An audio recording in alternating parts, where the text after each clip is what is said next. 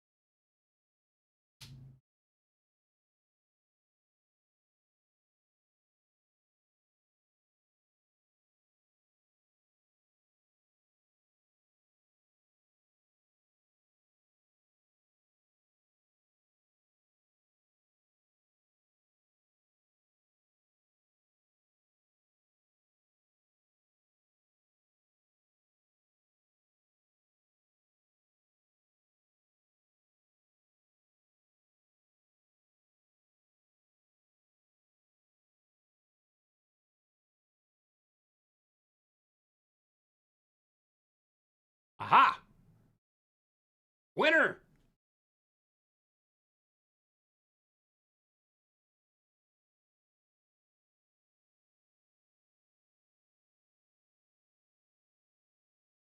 It might have been good if I did all that before I hit the go button, right? Maybe. This is totally an illegal stream.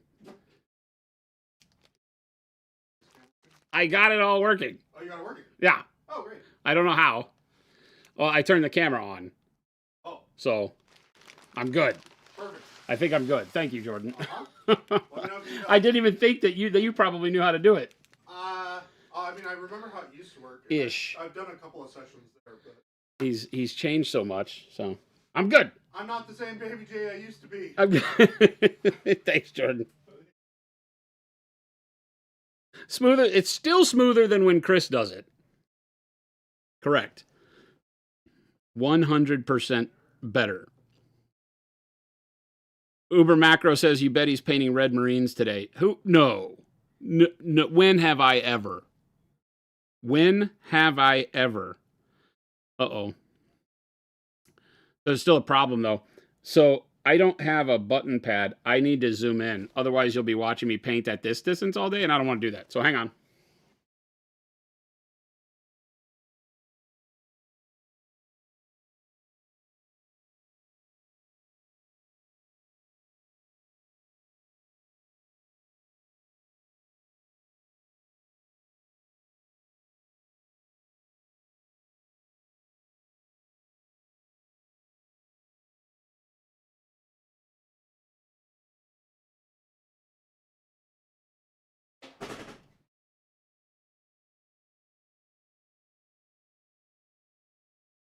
All right, so the good thing is from today's experience, we know he needs to set up the other button pad and put it up here, because then I could change the scenes and stuff, but I can't. So this is what you're stuck with. So if you want to see anything other than what's right here, I'm not doing it. That's what today's stream is. Don't tell Chris. We're screwing the whole thing up. But I think we're okay. I think we're okay. I think we can get away with this so long as nobody tells Chris. So don't tell Chris. Just keep it in frame. Hey, this is not a sanctioned stream. It may go off the rails from the get-go. Yeah, I was going to come in and paint. So I was sitting in my office. I came in and ate lunch and talked to the guys for a minute. And I was going to paint. Actually, I was going to start building a Thunderhawk. But I was like, well, that doesn't sound like fun to me today. I would rather paint. So if I'm going to sit here in the studio and paint, I'm going to paint with my friends on the internet. So there you go. So welcome, everybody. But it's only me. We have no producer. So it's going to go horribly. Because I'm just going to sit here and maybe catch your questions. I don't know. I don't know. I don't know. We're just going to play like this is a good thing. Welcome, everybody. Surprise! Yep, it all came to a head. We've been joking, telling stories, saying, Chris, this is your last day. No more. And we finally just had to make it happen. We couldn't, do I feel bad?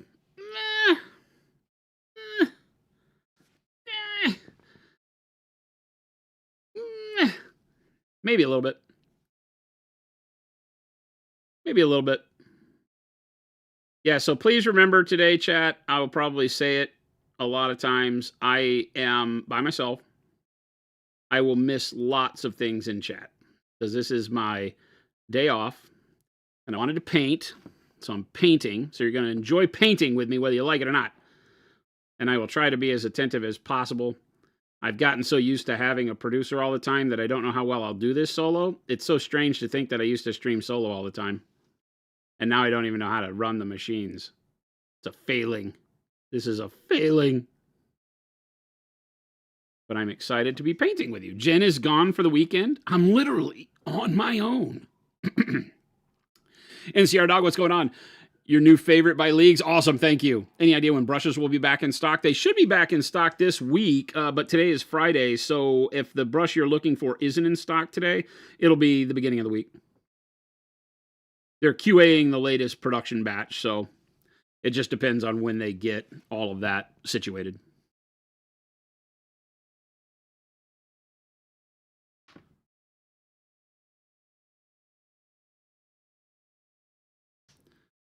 Jen can replace Chris. She's out of town. I dropped her off right before I came to the office. She's going out of town with some friends up to the Grand Canyon. Please don't fall in. And leaving me alone with the dogs for the weekend. So that's my life. It's daddy doggy weekend.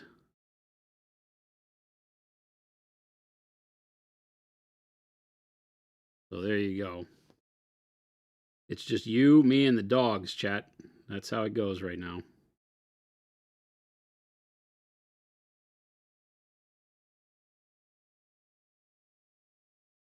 I'm hoping to have a very nice, quiet weekend with the dogs. Take them for a ride tomorrow, get some coffee, because she didn't teach me how to use the coffee machine, so I don't know what to do there.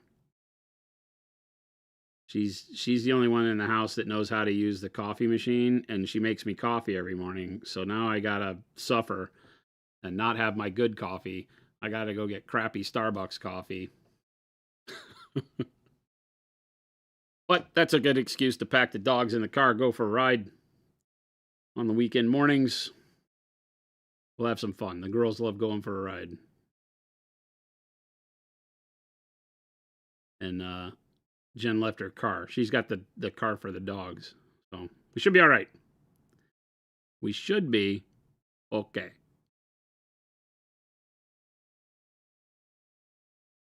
How's everybody doing on this Friday? We were not supposed to be here, so This should show you, chat, who actually loves you. So anytime you hear from Chris that he loves you, you remember today. I need you to remember today, chat. Taka Loco, do you paint any Battletech minis too? Yes, tons. I probably don't have a single one in front of me, though.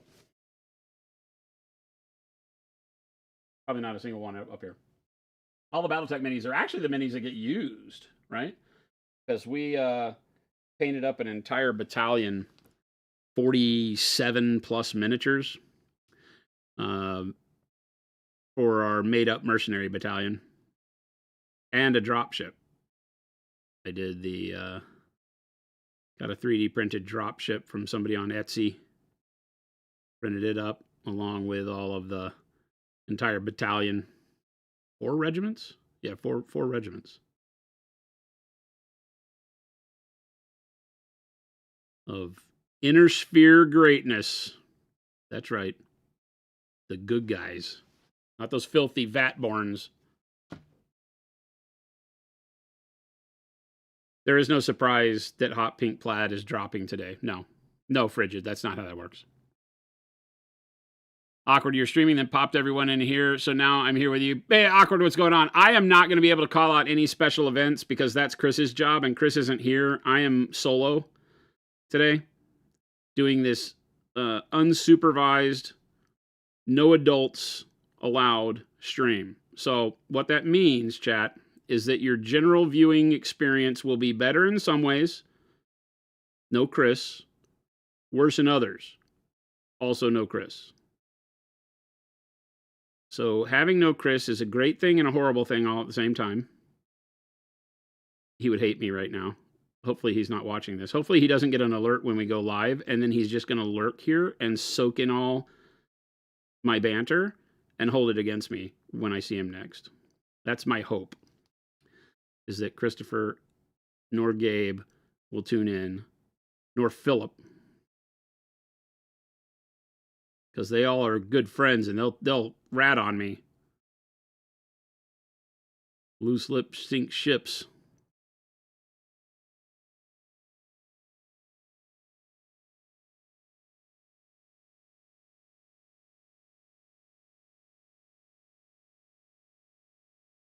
We can cover for Chris. All right, you guys let me know. You guys have to hit the sound effects. I only have fart and therapy. What was your childhood like? That's all I got. I got farting and therapy. That's what I got. Ted Onions, you need dry brushes where the bristles don't fall out? Do you have brushes from us that the bristles fall out? Contact support if you do. That's a thing that will happen to brushes. We'll get you new ones. We stand behind everything we sell. Not like a weird stalker in your house stand behind everything we sell, but we stand behind everything we sell.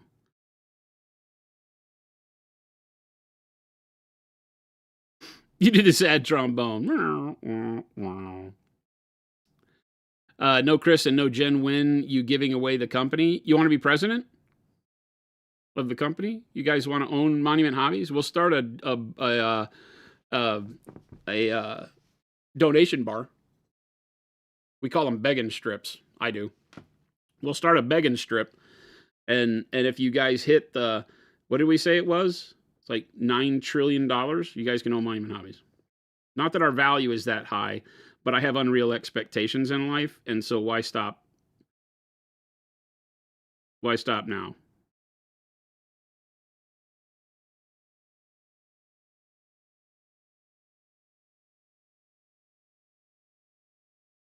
Somebody out there has a rich uncle,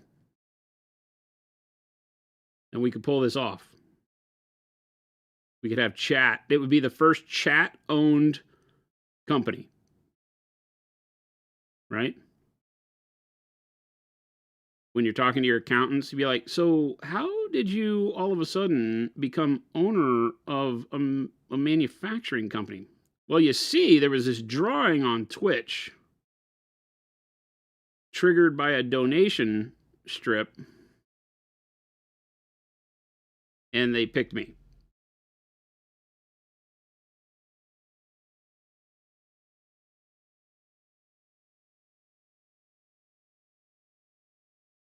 That would actually be really cool. I bet we get on the news for that. right? I bet somebody would want to hear our story. Mine from the what in the world made you so insane to give your company away on chat during a live stream. And then people would definitely want to talk to chat.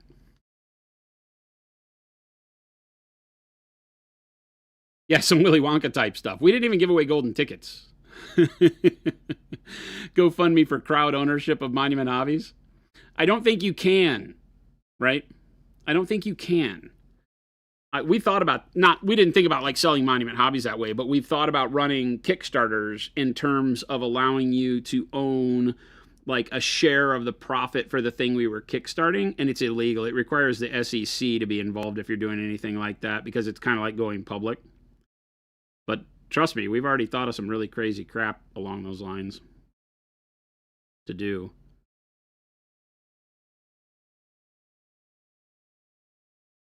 There's always a legal problem with it. Damn attorneys.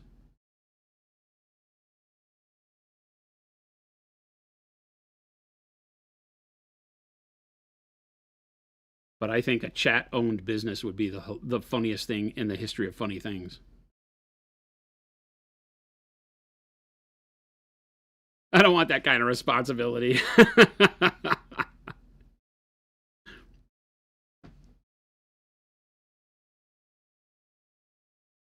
Nobody who wants to lead, or what's the way to say it? All the good leaders are the people who don't want to lead. That's the way that I have looked at it my whole life. The best leaders don't want the job.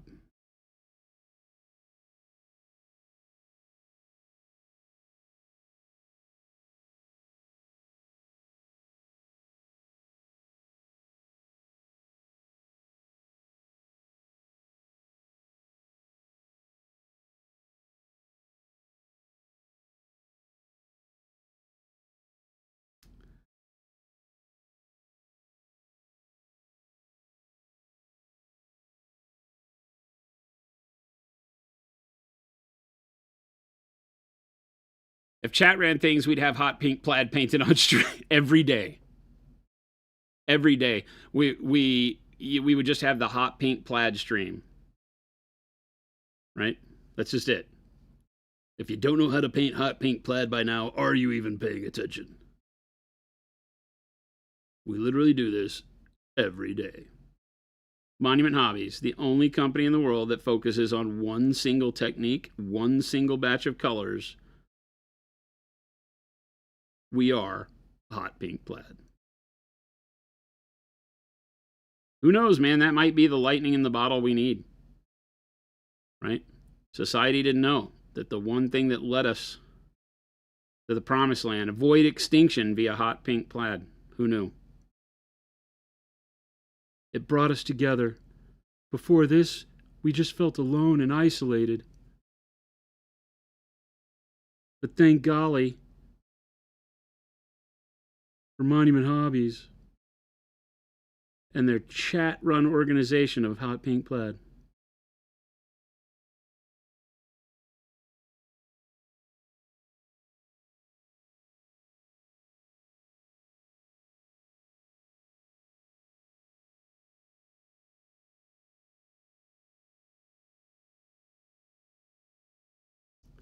All the gold still, baby. Plaid just makes me think of Spaceballs. They've gone plaid. Chat becomes board meetings. Yeah, every day we're sitting here talking. It's like, okay, and I would like to bring up to vote the ability to not name it Pink Trout. Pink Trout Chat LLC. Oh my God. It would have to be Wizards Bud LLC. A chat-owned company. Monument Hobbies, a chat-owned company. Awkwardish, thank you. Hey, Awkwardish, I have to apologize. I know that you mentioned this publicly during the stream yesterday, so I don't feel bad about calling you out on this. The person in question from yesterday, I assume they only had that conversation with you because they knew it was you without us telling them. So be aware of that. I held you in highest confidence, but that person is very unscrupulous, by the way. You should have taken she called you out specifically, which made me feel bad because I was not trying to be that way. So you should have taken this opportunity while Chris is out to do something he was always begging you to do. What's he been begging for?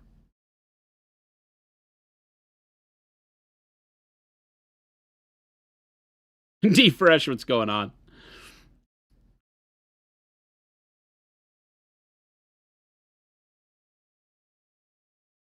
Yeah, he doesn't get a goblin green base. Oh, I should, though. I should literally paint a goblin green base today and then delete the stream.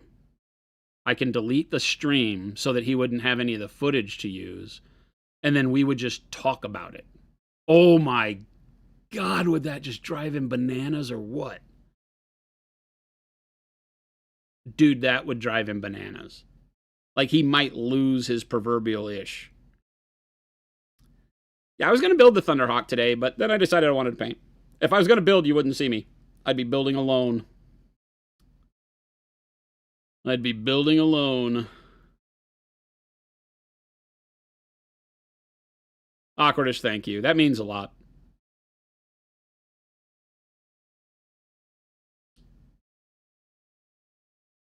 Talk about it, but have all the painting of it off camera or out of Ginkgo, hero, and horrible human being all at once. I love you for that. T. Schmidt, what's going on? Yeah, I should have worn like the V for Vendetta mask and done it all as anonymous. And like if I had a voice change, if I had planned this, we could have done some cool stuff without Chris. It would have totally pissed him off, right? Can you imagine if I had like a voice changer on? Today, chat, welcome to the show. We are going to paint nothing but hot pink plaid and goblin green bases.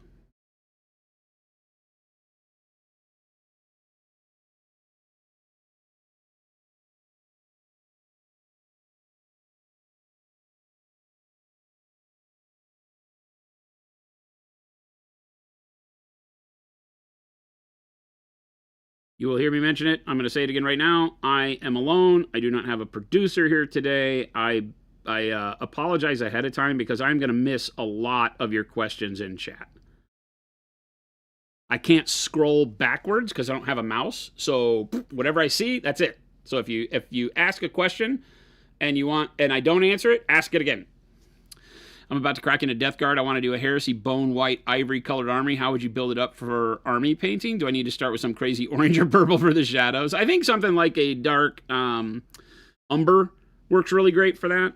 You can go through dark umber, then light umber, the brown part of it to make it look kind of dirty underneath. You don't have to do anything too crazy. Then start mixing in dark ivory, and then be done. It's a pretty easy workup, and then it's just how much of that brown do you want to see on it at any time. So you kind of play the back and forth game with the brown to make sure it's not too brown at the end, but that you get some of that darkness working for you. Big fan of the burnt umbers. Black brown is a great starting point too, but it causes you more work because then you'll have to work from black brown to dark umber to light umber. Right, so you'd go through more colors that way, but that can look really good. Wireheld, what's your shtick?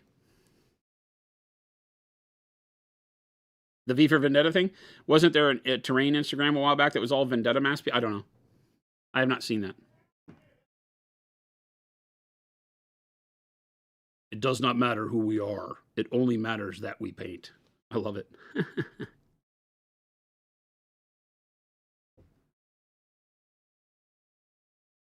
The good thing is that Chris lives far enough away that even if he were to catch us doing this and decide, you know what, I'm going to go spoil their fun and show up, I don't know that he'd get here in time.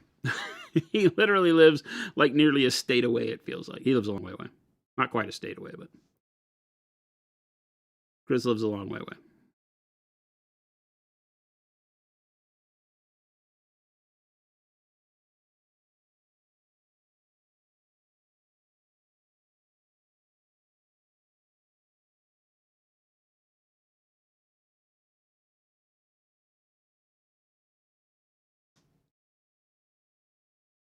Boobity-bow. You're going to go crazy with some weathering and enamels once all the paints are down, so I might push less brown. Yeah. Leave less showing if you're going to weather it with more brown over the top for sure.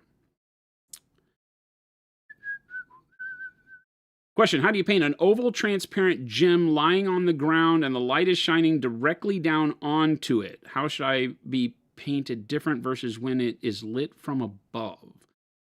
Alpharius Omega, typically when you're doing something like that, let's get a color out here. Let me do something like this. Ah! What the? My paint exploded.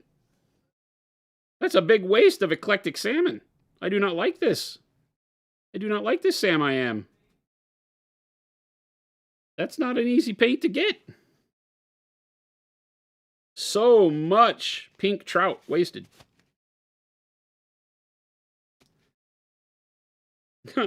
Everyone cry.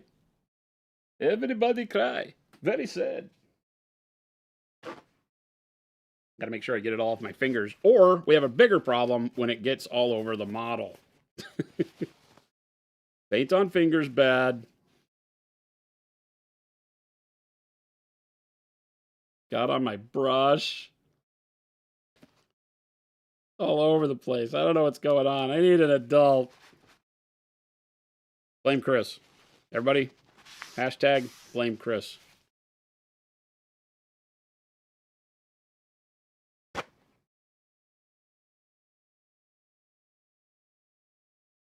I know, right? That's my flex. Let's waste this exclusive paint that I don't want to have to mix again.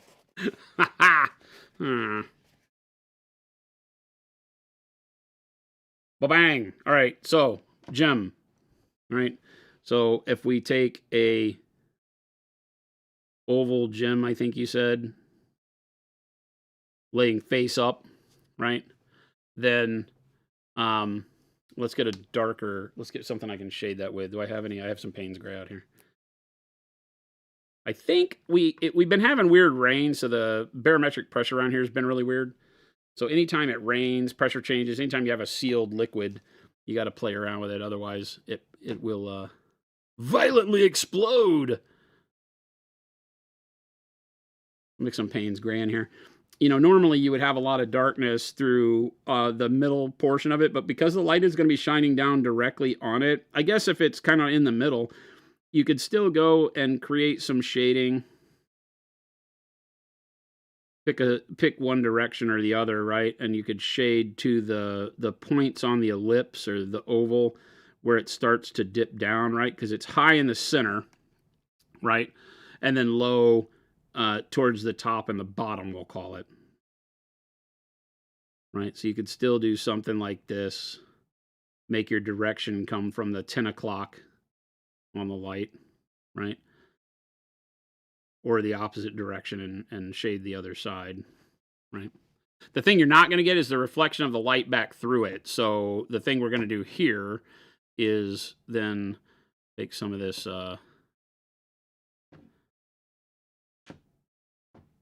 bright yellow ochre I'm using and make what is a god-awful color over here. Right? But then you're going to have the bulk of your shine is literally going to be the entire face of this oval, right? You might leave a little halo of the body color, you know, around the edges. I kind of covered it up over here, but you can imagine leaving a little bit around the edges and then pull that maybe all the way over to the side and then up this side like this.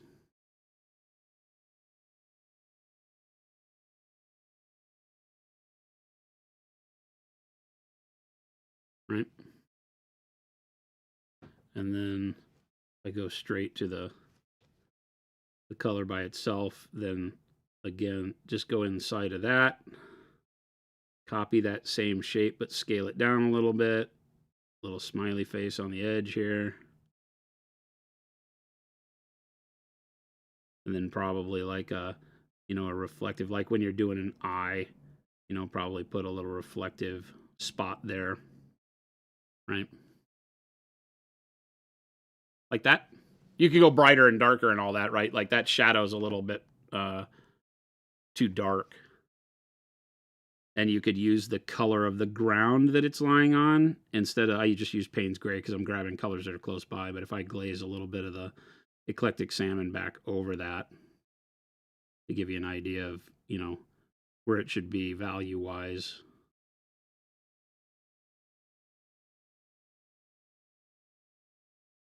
Right? So something like that. Your light would be coming from this way. Oop. Make sense?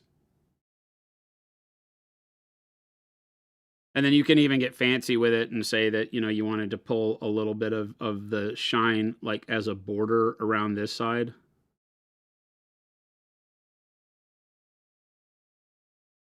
Or like an off reflection. Just up to you and how bright you go and all that stuff. But I think something like that works really well. If it's faceted, it becomes a little harder, but you know, you can pull that off.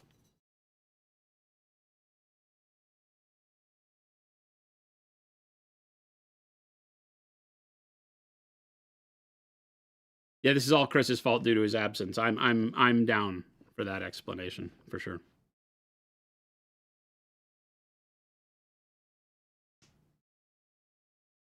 When in doubt, blame Chris.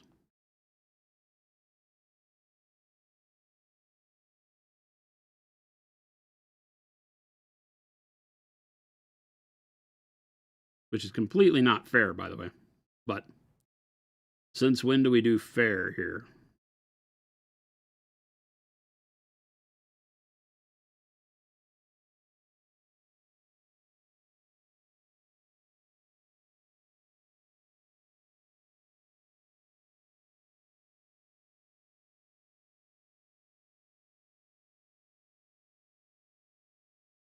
If everybody's Friday is going good, anybody got any exciting weekend plans? Here I'm just trying to get a little bit of deets and doots down into the shadows just to remind us that it does have the ability to be reflective down there, but it's underneath the knee, right? So most of that's going to be in darkness. Baking about 13 dozen cookies for a work trip. Holy, include all the rest of us. Did you bring enough for the whole class? If not, we got to talk. Jen got me stuff to make ham sandwiches and cereal. That's what I have, chat. So wish me luck. I will fight hard not to die of starvation while she's gone. You should see it this morning. I was like, if I don't survive, if I'm frail and wasted when you get home, remember I loved you. And she was like, I brought you ham sandwiches. I always give her grief when she leaves. The dogs are fed better than I am. She made like this cool like brown rice and turkey, peas and carrots stuff to put on their kibble. They have this great food. I got ham. Ice cube sandwiches. Yeah, right? She gave me 2 slices of ham and 1 slice of cheese. So I got to get creative. I got cereal and milk though. I can survive. I can make 3 meals a day out of cereal. I have Frosted Flakes and Cocoa Pebbles. I can mix them, match them, do them by themselves. So many choices. I think I have some granola too. I found this really good granola.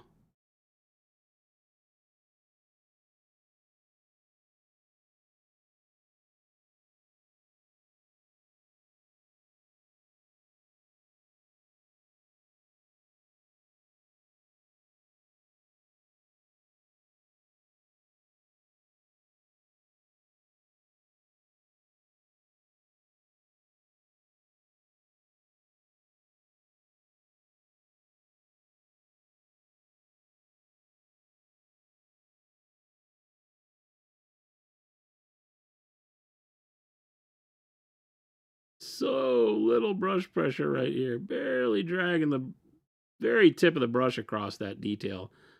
But I'm just getting a littlest amount of paint down here underneath the breastplate area, the stomach.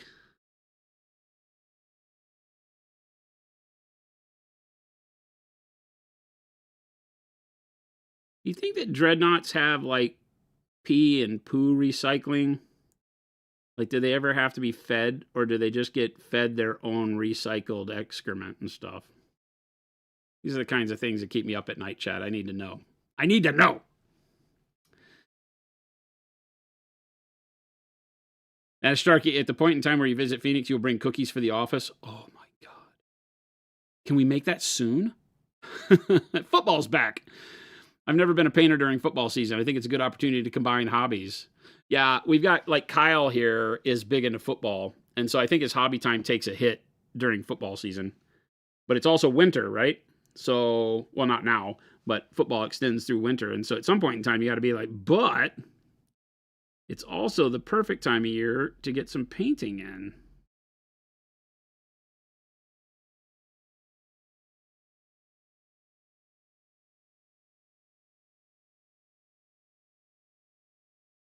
Areas like this are always dicey, right? Because you notice how the red portion of the armor is the darkest here. We still want to get stuff to feel like metal, right? You still want a little bit of shine on it, but you don't want to go overboard.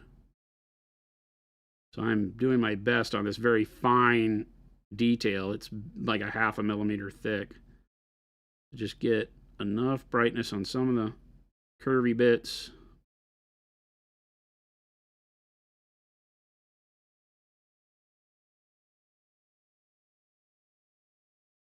Get just a little sparkle in these areas so that it looks like, you know, light glinting off of it from other directions and such.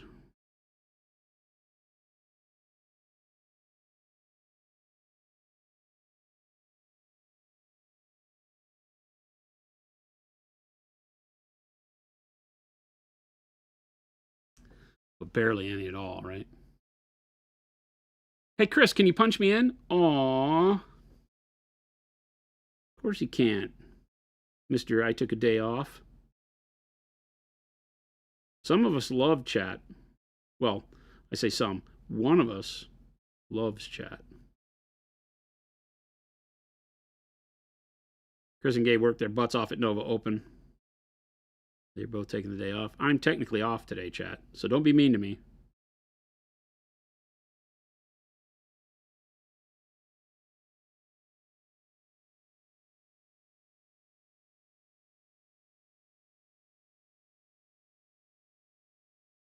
So I pop in and say I discovered your channel recently, and I was blown away by the way you paint that freaking face. Blown away. Keep them coming. Sebastian, thank you so much. Welcome. Does Arizona do winter? I thought Arizona had no chill. Are those the same thing? I don't know if those are the same thing. We don't have much chill. It gets to like 30 degrees.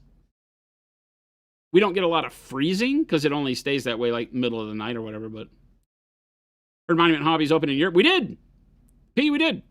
Gonna give your stuff a try. Heard great things about the airbrush primer in particular. Big Vallejo guy here, but it's good to broaden your repertoire. Awesome. Yeah, we opened up our European office in France, in the Bretagne area of France, and have a crew over there that are direct monument people. It's not a 3PL. It's an actual monument representative there, and we are steadily growing. We're doing advertising over there now. That was one of the big things we wanted to do. We have retailers over there, but they don't get the benefit of the marketing power that we have, you know, because we can't place ads over there. There's nowhere to track the ads. So we open up the office there. We can now do marketing and run ads in Europe, and then direct people to, you know, a store locator for partner stores as we open up more retailers, which is our goal. So yeah, lots of big plans for Europe. Welcome aboard. Hope you enjoy them when you give us a chance. All right, I am going to do a little bit of an underglow reflection here. I've kind of built it up, but I'm going to do more highlight to the bottom than the top. Normally, I would do more reflection at the top of this trough or whatever you want to call this in the armor, but I'm going to draw the long leg around the bottom, as you can think of this as kind of being maybe reflection from below. more so than up above.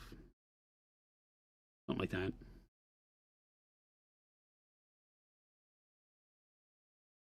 I'm not even supposed to be here today. You're in Poland. Awesome. Yeah, I was just over there for the Contrast Festival in your country. Loved it. One of my favorite festivals now. The amount of amazing conversations had about art and miniature art, obviously in particular, with a bunch of like-minded artists was amazing. I loved it. We'll be going back. 10 out of 10 would recommend. Polish people are always brilliant and a good time to hang out with anyway, so there's no excuse not to go.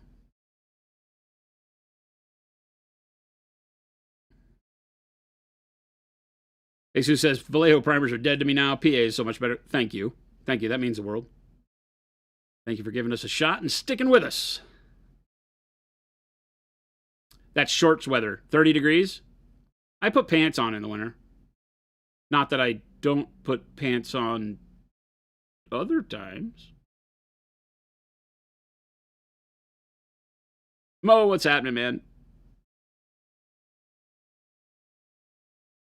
I know, he took a day off and tried to make me take a day off too. I won't succumb to peer pressure.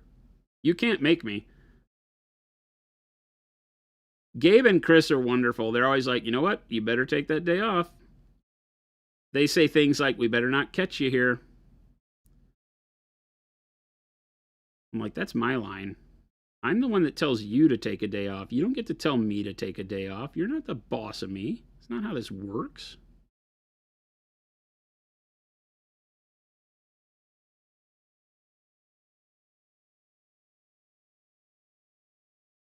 But I'm here having fun.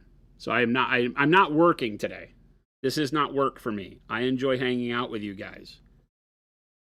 And I was going to paint, and you know me, if I'm going to sit here, there's only one thing that can take me away from painting live. And, well, there's multiple things. One of them is not knowing how to run the stream anymore because I haven't single produced in a long time. So we made it through. It was a little rough there at the start, but we made it. So we're doing all right on that guard. But yeah. The other thing is if I have just an exceptional book that I want to listen to. Like on Saturdays, I used to do surprise streams.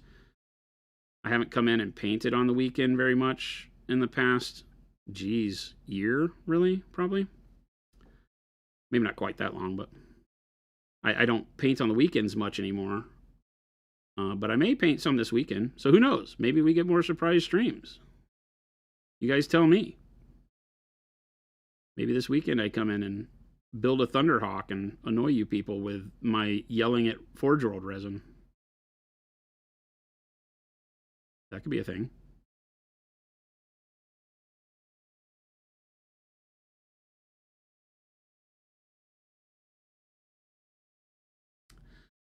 Wirehill ordered your first bottle of Noosh and wash and glaze me. Awesome.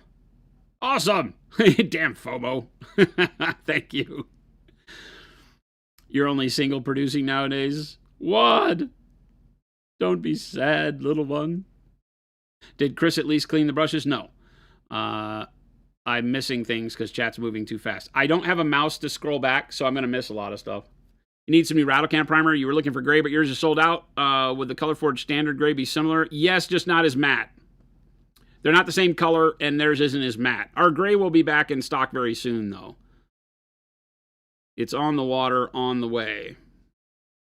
Recap, the game says, have I won a game of Kill Team yet? I beat Chris. That's the only game I played, so technically I'm batting 100. Batting 1,000, whatever.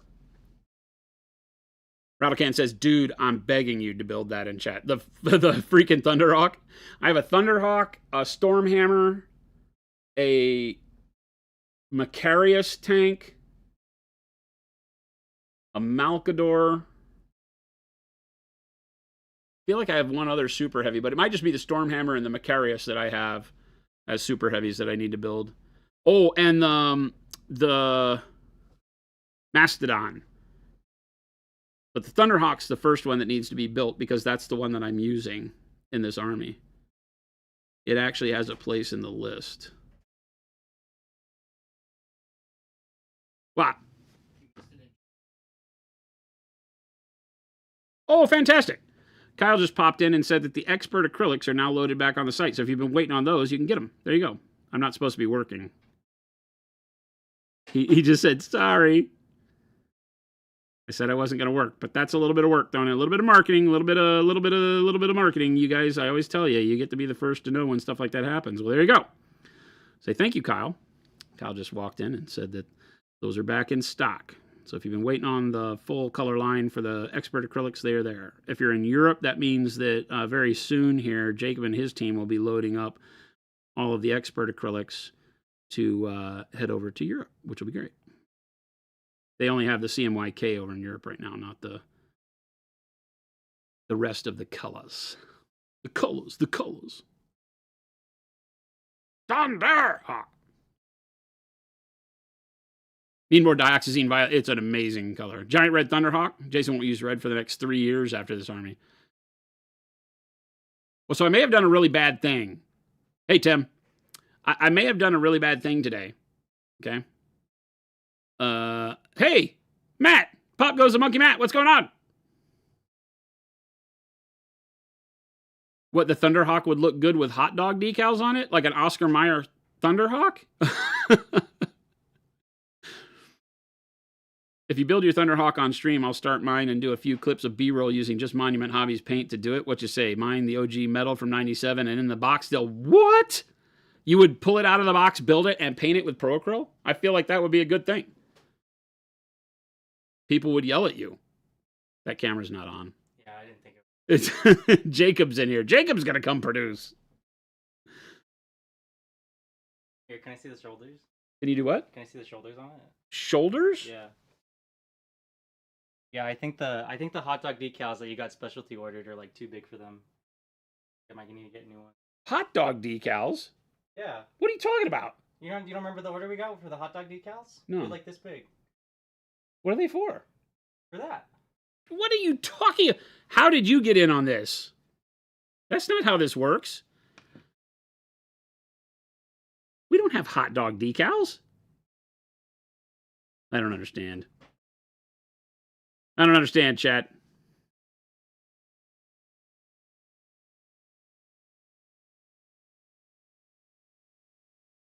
Again, for those of you just tuning in, forgive me. I will miss lots of stuff in chat as I paint. We do not have a producer here today. It is just me flying solo, having fun. It's my day off. I'm wearing shorts. I never wear shorts. I'm wearing shorts. So that's how you know it's a day off. If I come in the office with shorts, it's the don't talk to me. I'm here to paint.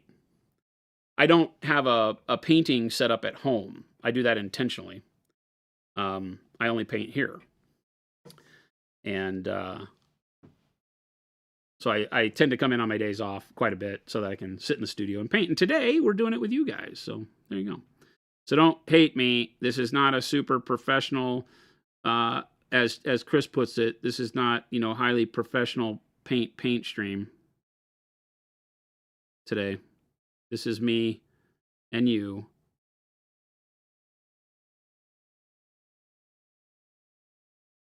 hanging out, making friends. Jason, Jason, how do you stop building more models before you paint the models you already built? There's more models on your desk today than there were yesterday. I don't understand the question. I fail to understand the question. Is there something that we are trying to solve together here? Because solving requires a problem, and I don't see a problem. In this context, I don't see a problem.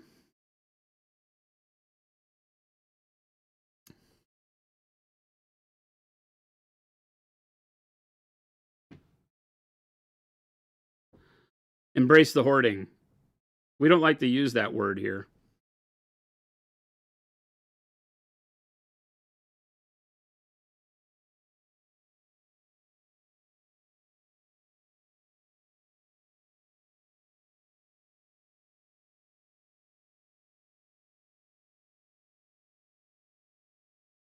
We like to use the term collecting.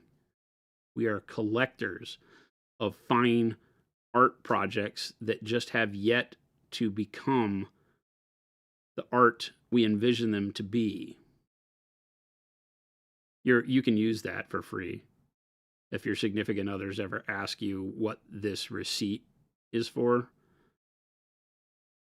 I was saying earlier, I did something horrific this morning. Horrific. Have any of you guys ever joined any of the Facebook groups that are all about selling miniatures? Did you know this exists? I probably shouldn't tell you.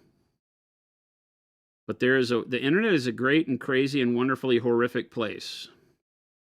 And part of that great, crazy, and horrific nature is that there are places you can go and buy stuff from people cheaply. I shouldn't be telling you this, but if you don't know, I'm giving you all of this free info right now. So don't tell your significant others where you heard this, but it's true. And I may have ventured into one of these dens of iniquity.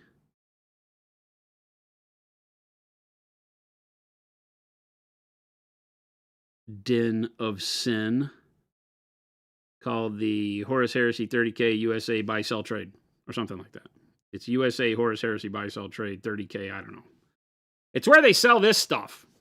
People that no longer want their models can actually go online and in a garage sale fashion offer them to you for reduced amounts of capital over what they might cost you should you go to the great unclean one and buy it directly.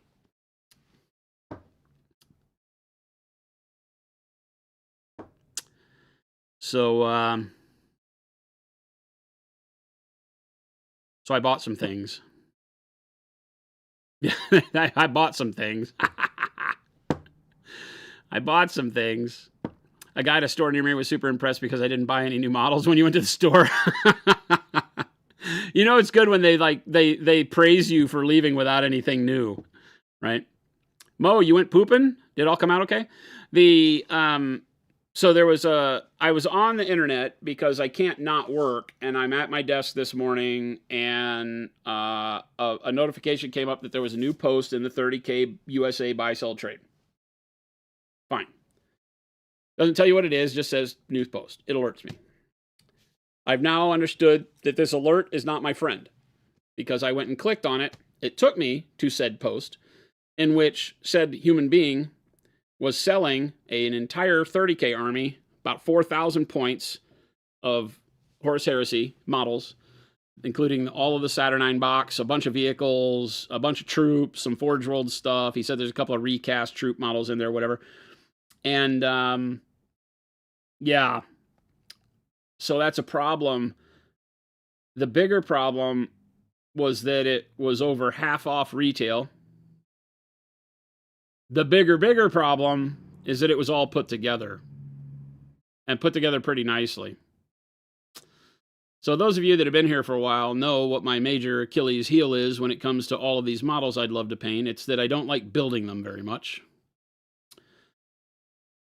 And so finding half-price models on the internet while you're in your underwear in the comfort of your own home, having those models be cool, and then having those models be pre-put together, you can just tattoo sucker across my forehead. So I got 4,000 more points of heresy coming.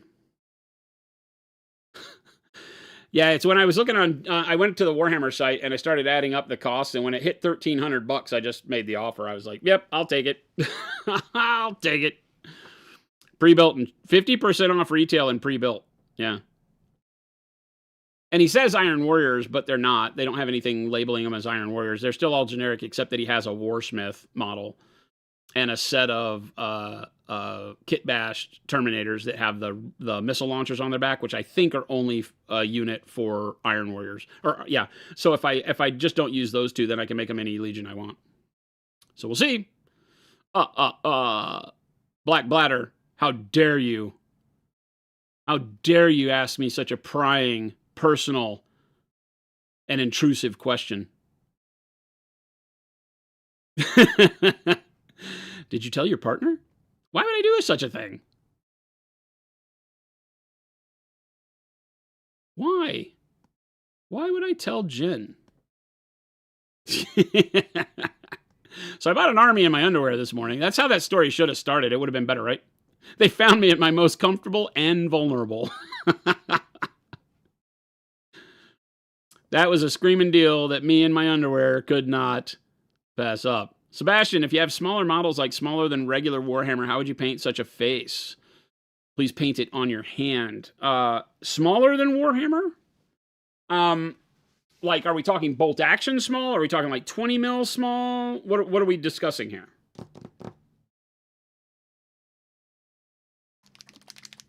How'd the army get into my underwear? Hey, I just told one person not to ask these kinds of questions. I'm going to need a little bit more attention to my privacy, chat.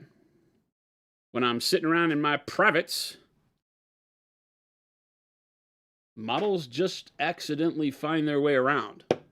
I need you to just be okay with that, okay? Okay? We don't kink shame here. Chris would be so mad at me right now. Don't clip that. Boop, boopy doop. Just a little bit smaller, so like bolt action, right? Like 25 mil, true 28 mil, non-heroic style stuff. Infinity, maybe. Something like that. Cthulhu, Death May Die. Okay, yeah, cool. Yeah, very much more true to scale type stuff, right?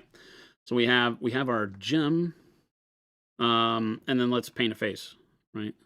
So it's gonna be hard to scale. Like a smaller face would be something along these lines, right? Let's do a.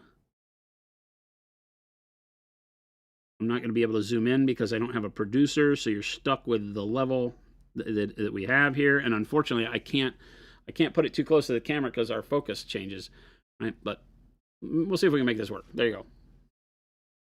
Have a little head. I don't mix here, okay? So the big thing when doing smaller faces is make sure that you don't pick a lot of colors that have a tremendous amount of contrast between them. So I wouldn't go as dark. Like yesterday I painted a face on my hand and it started with dark flesh and then went to shadow flesh, because you can go dark flesh, mix the shadow flesh in with it for your second color, then shadow flesh by itself, then mix the shadow flesh with your highlight, and then do the highlight by itself. So you can use 3 colors and turn them into 5. On a smaller face, you can't do that. You don't have enough space. I mean, you can, if you want to take the time and do a really, really amazing paint job, small brush strokes, you can make a completely amazing blended face. Check out Eric Swenson's Death Watch that he's doing right now. Fantastic job of painting small faces with a very artistic flair to them, and it's definitely able to be done. But what I suggest doing is to start with, I'm going to make sure this isn't going to wet blend, a lighter shadow color. So in this case, I'm using something along the lines of burnt umber, right? And then you come back and highlight across the forehead. You would highlight the nose area, and then like tops of the cheeks.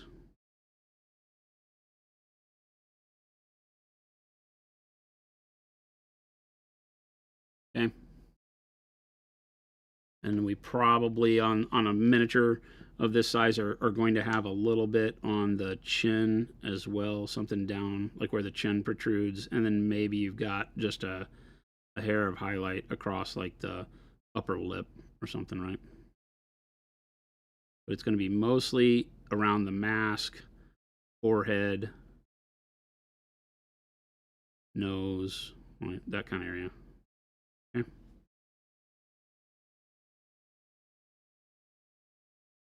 Something like that. And then again, you're not blending color, right? Because you just don't have the space. So I go immediately into tan flesh. So burnt umber, shadow flesh, tan flesh. And on the tan flesh, now we're just going to move the highlight kind of, over the top of the, I'm not doing hair here, but over the top of the forehead, right? The forehead is not a perfect sphere, so you can go with a heavier highlight to the side where you have your light. Then you'll catch the top of the eyebrow line. You'll catch, again, like the bottom of the nose, maybe a little bit right above the mouth and chin, and then the cheeks, less again on the side away from the light, kind of a thing. You'll probably have nostrils that you can poke a little bit of light onto too, but it just depends on the model, right? And so then you've got something like that. And that typically winds up doing you really well for small faces, assuming that, you know, you've got them in helmets or hats or hoods or things like that. You can do really well by that. And you typically don't have to paint anything in the eyes. You can, depending on the sculpt, if the sculpt has something where the eye is defined, like, you know, they're wide open, like the Cthulhu ones, maybe somebody's freaked out, terrified. If the eyes are wide open, then you might want to take something in there and do like an olive flesh dot or something like that. I don't know that you have to worry about it too much, right? Or you could choose to just darken them up. You know, you could put a flesh wash over all of this and have that work pretty well too.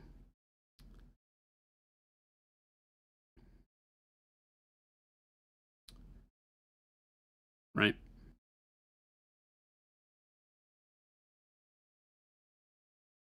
That help? Show us this on Chris's face. I just painted Chris's face. See, if I get real close, it doesn't do anything. There you go. Sebastian, you are amazing. I know you are, but what am I? Have a wonderful evening. Thanks for stopping by. Glad to help.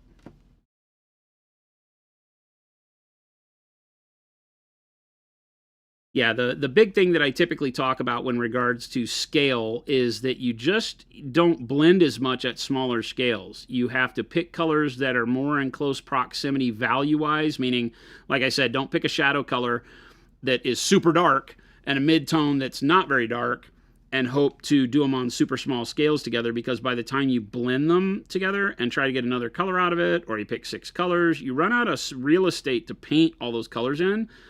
And it causes a big problem, because eventually you'll cover up some of the midtones and be left with just bright colors sitting next to dark colors and not look blended, or, you know, it can look shiny. It just won't look right. Look fairly alien. Not alien like as in, you know, bug alien. It just won't register right for being what you were shooting for when you look at it. So try to go with fewer colors at smaller scale until you build up a lot of confidence and can go in and blend at very, very small strokes. Once you get to that point, then, like I said, go check out Eric Swinson. You know, we do some stuff like that where we paint very high detail at very small scale on faces and such. It's doable. You just have to feel comfortable with how to navigate your colors in such a small area.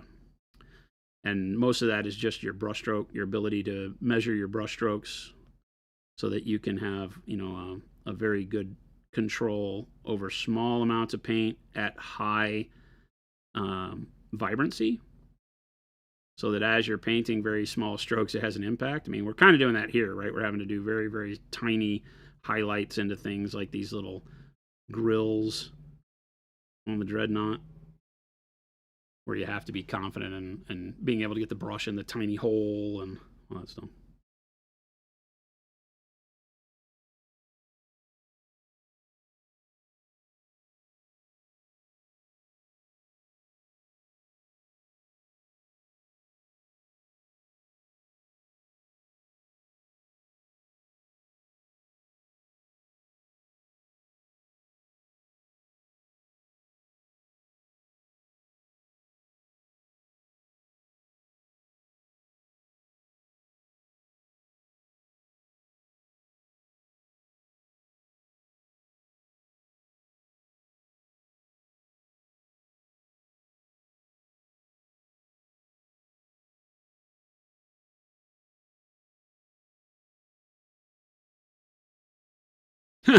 Wad, you look like me?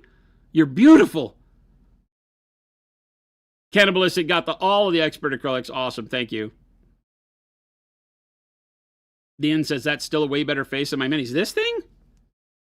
You can do this. This is not, it's harder to see, right? It's like, oh, geez. Yeah, you can do that kind of stuff all day long. Just takes that first 1 or 2 where you nail it, you know, and it's we talk about how the mask of the face works, right? The top of the forehead, the top of the eyebrows. You know, so many models don't really have hair on the eyebrows sculpted very well, so I typically highlight them as if they're alopecia stricken, right?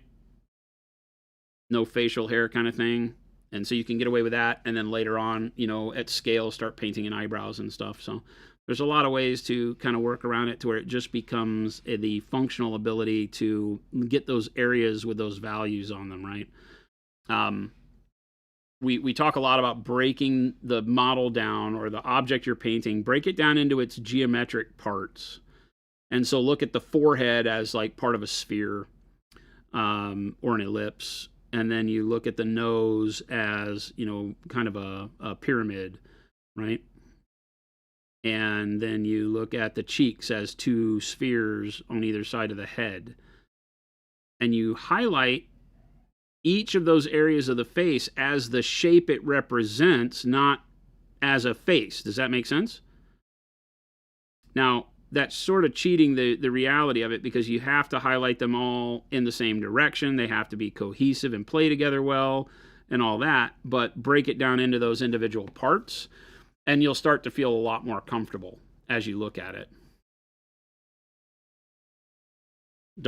Stop looking at the model as a completed thing. Start looking at it as a amalgam of lots of different shapes, right? A leg is a couple of cylinders in the thigh, and then the shin area with some spheres in the calf muscles towards the bottom, right?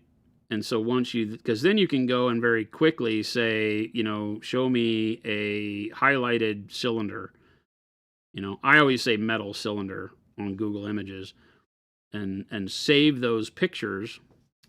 And then when you're highlighting anything, just look at what the shape is. Fingers are cylinders with little spheres at the knuckles. The hand is more of, it depending on its shape, it can kind of become cylindrical, but it's more like the flat plane of a cube, right?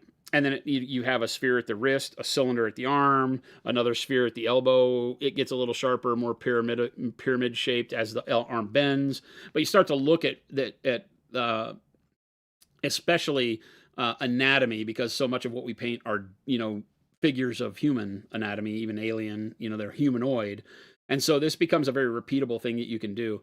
There is a book out there called Hogarth's Dynamic Anatomy. I think it's still in print. I know you can still get them. I have a old, second edition version of this thing that I've had for my whole life. But you get one of these anatomy books, like Sketching Anatomy or something like that, that shows you how to draw all these parts. And a lot of times they'll start with those geometric shapes. Like they'll have a truncated pyramid as the upper torso, a sphere at the hips, right? And then cylinders for legs. And it shows you drawing those actual shapes. And then fleshing them out, so to speak, to give them real form, putting the musculature on them and all that. It's kind of like, it's like drawing a skeleton, but it's not. It's a boxy array of shapes that make a humanoid form.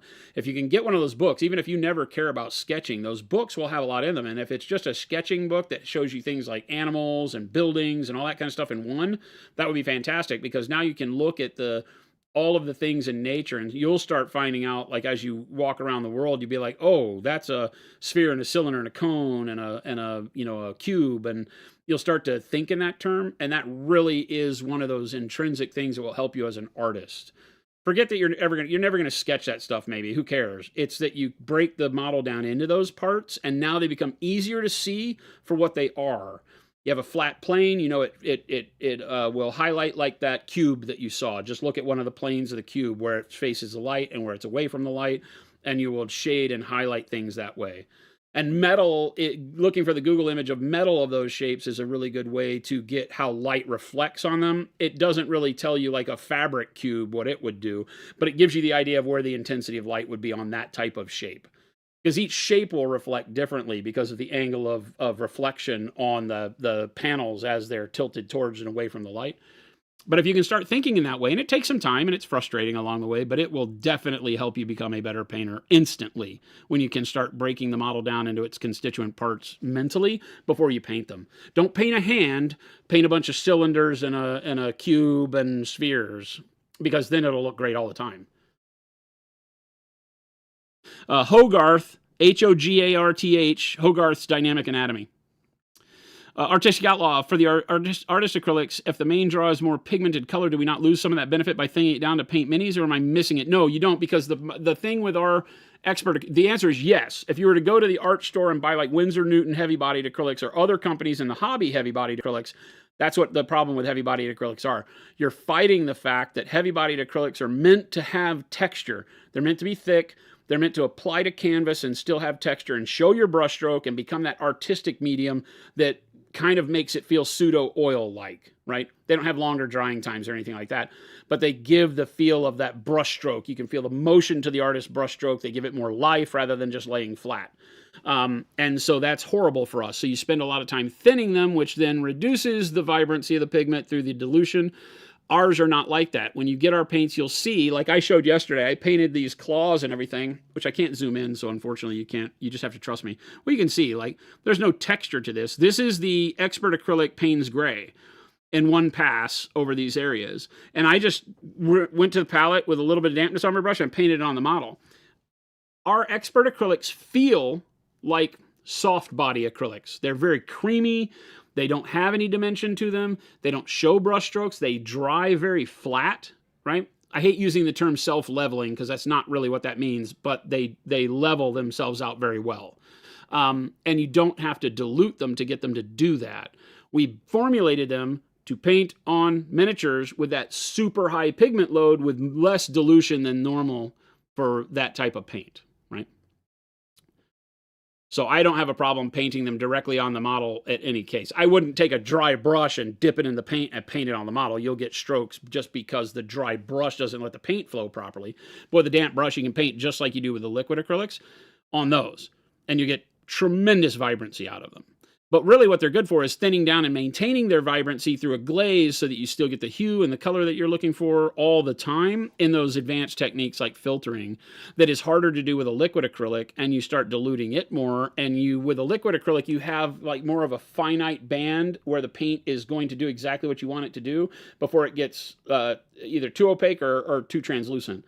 With the heavy bodies, the thing that you can do is you have a broader band where the paint works the way you want it to, because they're already mostly single pigment or dual pigment and see-through. It says on them which ones are opaque and which ones aren't. But if it says semi-transparent, all right, or semi-opaque, then you're already going, it's more like our transparent paints. You're already going to see through them better. So you can dilute them just a little bit in glaze like we do in the video where I show you on the armor that we did for that witch. And makes glazing so much easier for people to learn. Like, it's fantastic. Boo, boo, boo. Yeah, Hogarth's Dynamic Anatomy. And he also does like a figure drawing and something else. But look at the Hogarth books. He teaches you how to break stuff down into those. There's a lot of sketching books, though, that show you the same mentality of breaking objects down into their geometric shapes. Sebastian's like, I didn't actually go to bed. You got your first tattoo 3 days ago, and seeing your videos gave me confidence and strength beforehand. Awesome! Man, that's amazing. Thank you. That's awesome. Don't tell your parents it was me that said it was okay to get tattoos. Ramen Ron said, look like a Gundam from the thumbnail, slightly disappointed. Oh, on this? It's just better Gundam.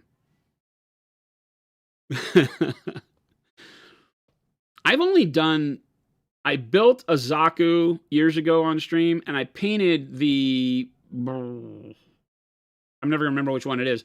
Chat has sent me 2 Gundam. I'm not big in Gundam. It's not that I dislike them or anything. It's just not a world that I am into. I come from a world of scale modeling, but mostly like World War II ground forces is my world. I did some planes and ships growing up, but my love is tanks and military figurines and stuff from that World War II Korean War era. And then I got into fantasy sci-fi models and things of that nature as they became more detailed and took the place of like Tiger tanks, right? And Gundam are fun, and I like them. I just don't know the story, and I don't feel an emotional attachment to them. And some of the models have too many spiky things hanging off of them. They look just kind of weird to me. But the ones that I like, I built the one that has, oh God, I don't know what it is. I feel like it's a Gundam 00. It has his arm torn off and a cloak, and he's all beat up. I think he has like a shot through one of the eyes. It was really cool to me because it was very battle damaged. We built it on stream and got to where we painted most of the white armor and stuff. It was a lot of fun. But people went ballistic when I glued it in place. Like I glued all of its limbs in place so it wouldn't move. People don't like me because I build all my models and don't want them to move anymore. Anna Starkey, you're going to do your October entry in Just Expert Acrylics? Awesome. They're fantastic paints. Was just about to ask why I use Expert Acrylics over liquid and got beat by Jason answering. There you go. Yeah, Hogarth's Dynamic Light and Shade is an amazing book as well. Yep. Because that Flapsack, that book takes the concept that I'm teaching you and goes into depth on it. Like, how do you then take those dynamic shapes and shade them, right? I think there's actually breakdowns in there where he has the component shapes shaded before putting all the volumes to the model, like the musculature and the rounded nature of everything. So I could be wrong. There's so many books that I've looked at over my life. So Sebastian, you're 40. Oh, so you don't have to, your mom's not going to yell at you anymore? Is that what you're saying? My mom still yells at me, so I'm 55.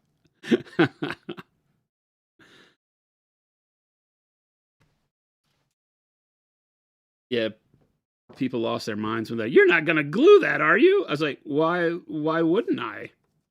Is the right answer no? I feel like I should glue the model where I want it. Back at that point in time, I asked my buddy, because he was giving me crap. He was like, why did you glue that beautiful model into a pose? And I said, okay, mister, I have millions of Gundams. When was the last time you took one down and played with it like G.I. Joe figures? He goes, well, you don't do that. I was like, but he goes, but if you wanted to repose it, you can. And I was like, but I don't want to. I want to build a diorama. My diorama took a turn for the worst because I found out that Gundam didn't fight Zaku. That Gundam only fought what were called ground type models. And to get a ground type model took me nearly a year. I have a 1/100th ground type model now. So I have the model that would actually work with that Gundam. We just never went back and finished it. I still would like to do that one day. Around that time is when I decided to do all of the Tank Girl homage models. And I have some really cool, I have a Scope Dog model that's at big scale, like 1/100th Scope Dog model. That's really cool. That's much like a Gundam. And I have that one that I'm going to one day get around to doing. And then I have one of Calamity's Breagle, Sniper Breagle models that's like 200 pieces of garage kit resin mecha greatness. I have one of those that he sent me as a gift. And I have that's just in need of being built. That model would be insane to do on stream. You guys, I think, would lose your collective minds if we ever get around to doing the Breagle. I need somebody to build it. I'm not ever going to get around to building a 200-piece resin model. I don't think.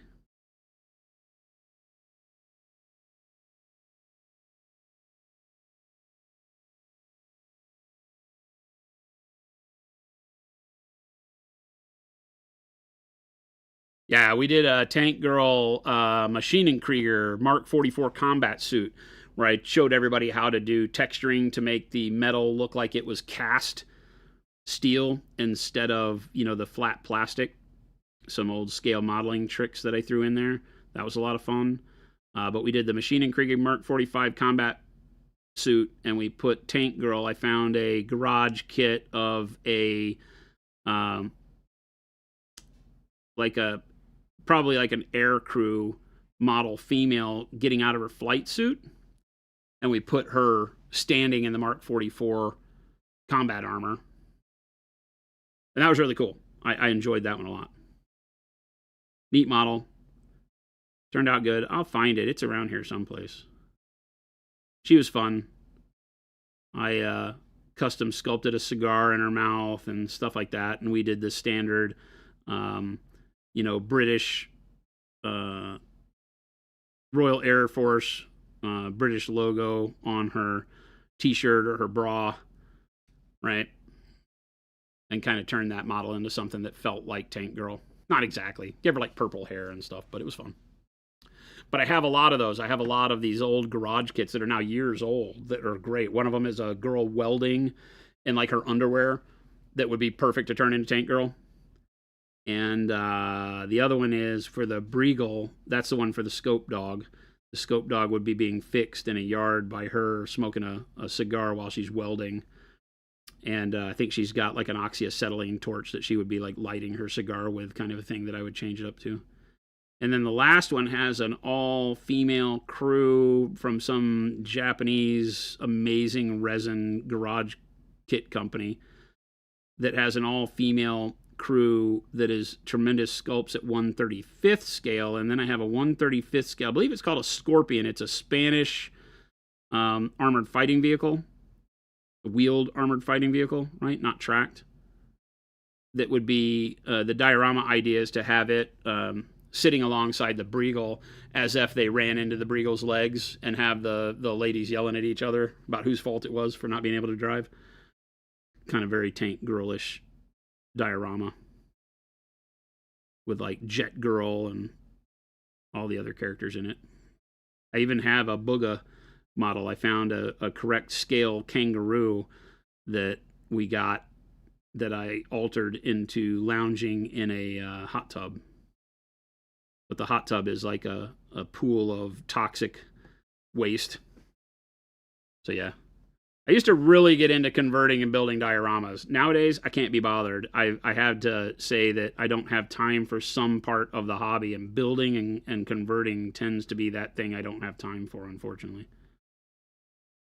It just takes too much of effort for the return for me nowadays.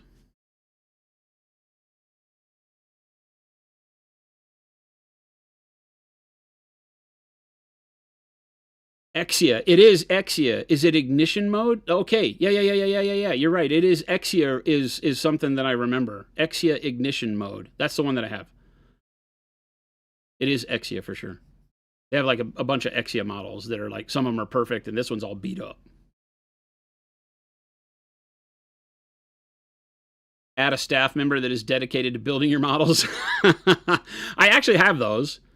Right? And they do a very good job of building the models for me. But when it comes to stuff that's like super expert level builds, it gets tough. Nobody wants to build them for me because I have the problem where I'm also very picky. I'm not as picky with like Warhammer models anymore, because who cares? I built all these. But when it comes to big stuff, it's like, you know, like the Thunderhawk. Phil wants to build the Thunderhawk, and he downloaded all the instructions. He's ready to go. And I'm like, maybe I'll build it myself. But, you know, at some point in time, I just need to let people build the models. So the deodorant land speeder is legendary. Yes. Yep. Yeah. They used to have build your own vehicle. The orc stuff was great, right? Because orcs used to have looted vehicles, so they could use any vehicle from the world of Warhammer in general, and you had the ability to make some amazing things, right? I can't believe the day when they got rid of looted vehicles, right? Because you used to have like looted Lehman Russes and anything you can, Bane blades, you could bring anything. It was crazy. Full set of expert acrylics order. Can you also tell me what color Dark Sea bin is closest to in normal color names terms? It's written on it. It is like a dark blue-green, I think is what we call it, right? Dark green blue. It says in its flavor text. Dark green blue. That's usually where we put the Easter egg names, like pants. But yeah, it's dark green blue.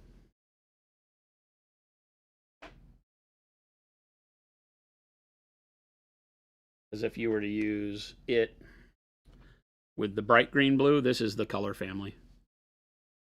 You can kind of see it there.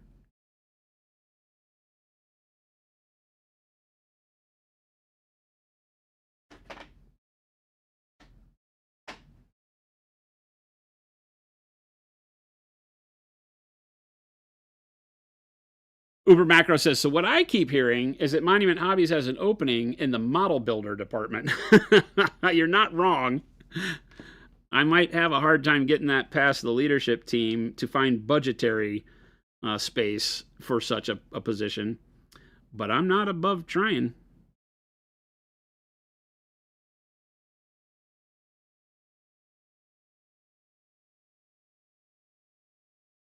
I could be convinced.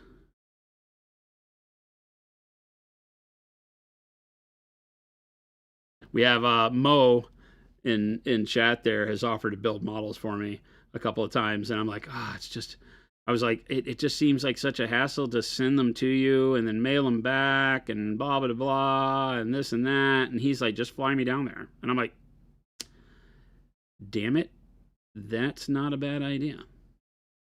Can you imagine? Like, you win a trip to Monument Hobbies. All you have to do is build all of Jason's models.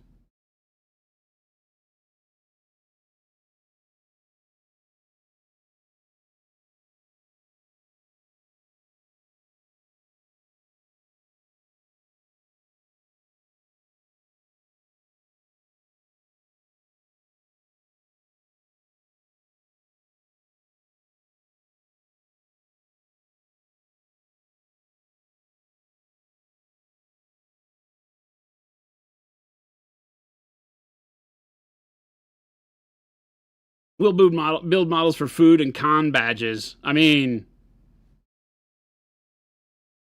food and con badges is easy. Airline tickets are a little bit of a trick, but we can do that. You have a method for lace on a GW zombie size mini? Lace that's already sculpted, or you just want sheer fabric?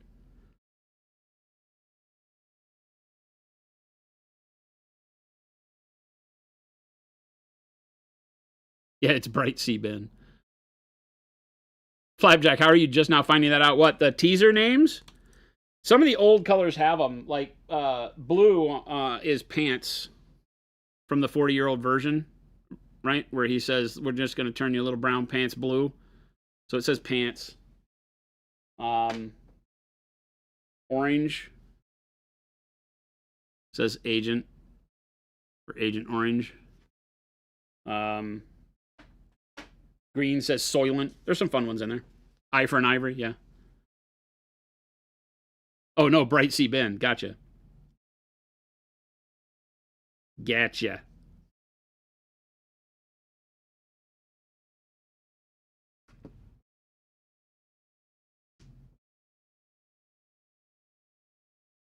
You never knew Pants was a movie reference. Really? Yeah, it's a 40-year-old version when he's painting miniatures.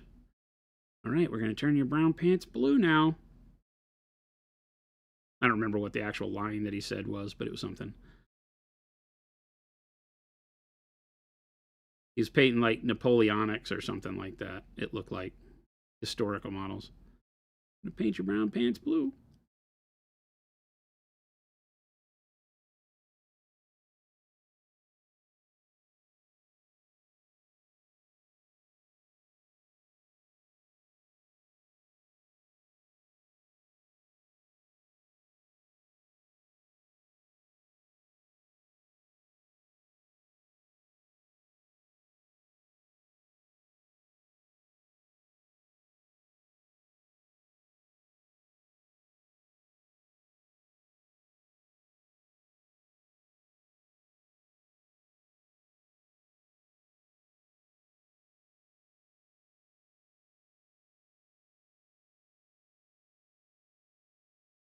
This model feels so fragile with these claws. See where my fingers are grabbing the model to hold it steady is like all on the claws.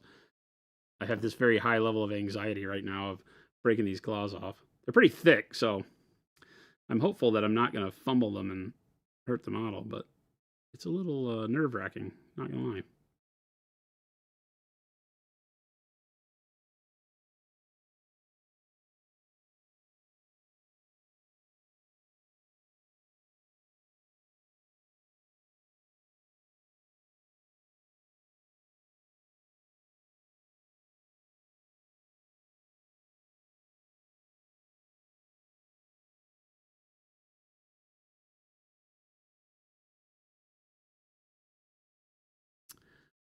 Uber macro, nah. I use cork most of the time. I don't know why I'm not using one now. Probably because they're all packed up from Nova. I forgot to unpack them. I will poster tack models onto a cork, a large cork, and use that. But I don't use like any of the model holder specific ones. None of them feel right to me.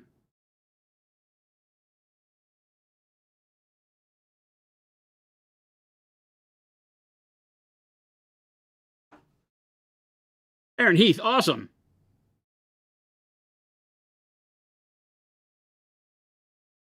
Agent Orange is the color of the Vietnam jungle. Cambodia, mostly.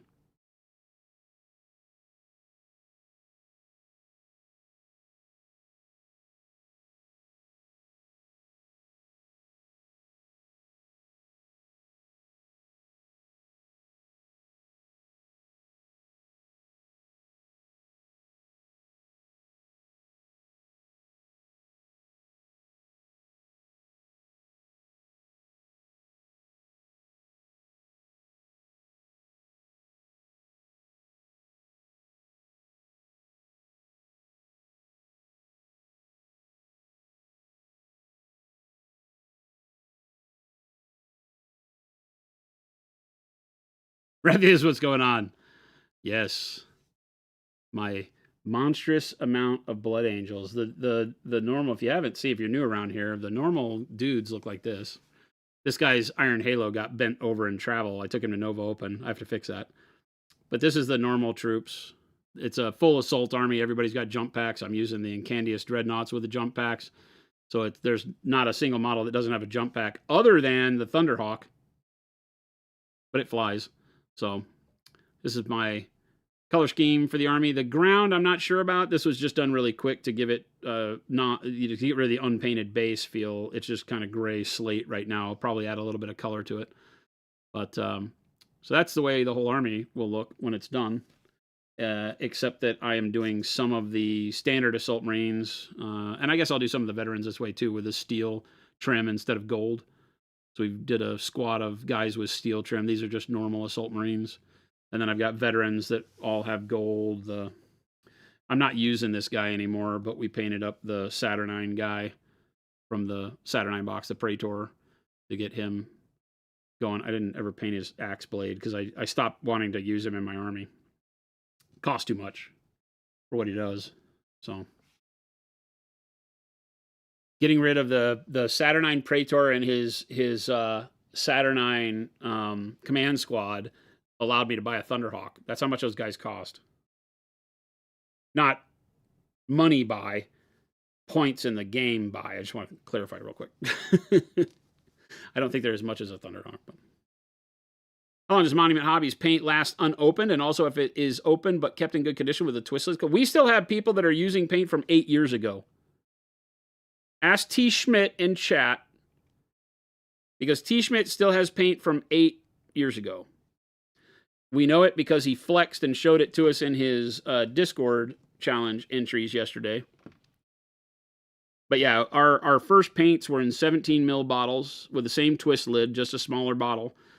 And we still have people using those, and that was released in 2018. So 7 years ago, I guess, right? And we still have a tremendous amount of people that I see that still have colors from that initial launch of the line in use. So the answer is yes, you can use them for a long time.